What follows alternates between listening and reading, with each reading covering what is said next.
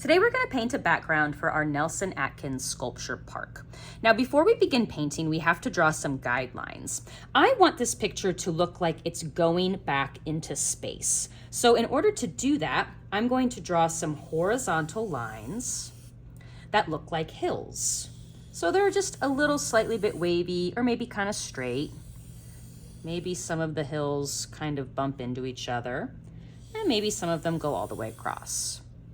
I'm going to keep adding these lines until I get past the middle of my paper, but not quite to the top.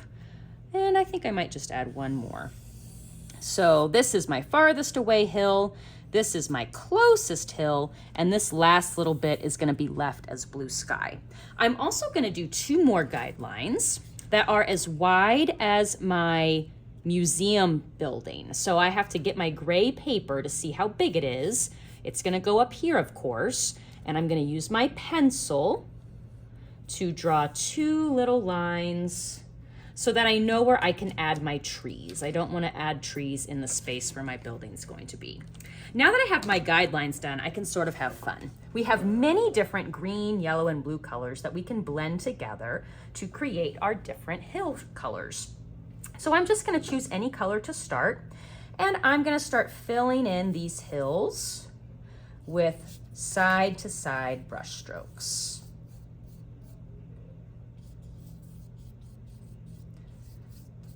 Just like so. If I want to blend colors together, that's totally fine. I just have to wipe my brush on the bottom of the water bucket, wipe it on the edge to get off the water, dry it, and then I can choose another color and blend them together. I'm just going to keep on going until all of my hills are painted different green colors.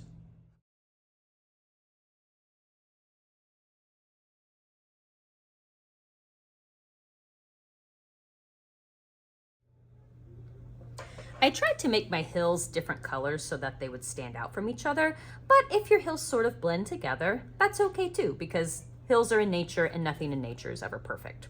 When our hills are all painted in, we're going to clean our brush really, really good, dry it really good, and now we're going to use some warm colors to create our fall trees up here in the background of our picture. So I'm just going to dip my brush into whatever fall color I want to start with, and I'm going to tap, tap, tap my brush to create some bushy trees.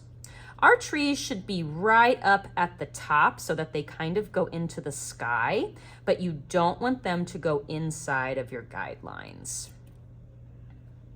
I'm just going to keep on going, tapping my little tree shapes until the trees fill up the sides on either side of my building. And I did get a little drip on my paper, that's okay. I'm just going to blend it right in. The very last step today is optional, meaning you can do it if you want to, but sometimes I like to take some of these fall colors and make little tiny dabs on the grass so that it looks like some of the leaves have fallen down under the trees. So I'm just sort of doing this on the hills that are close to my trees, and make sure that your dabs are tiny because these are supposed to be itty bitty little leaves, so they should not be giant dabs of paint, just small ones. When I'm done adding all of my fall colored leaves to my picture, I'm going to leave my paper to dry.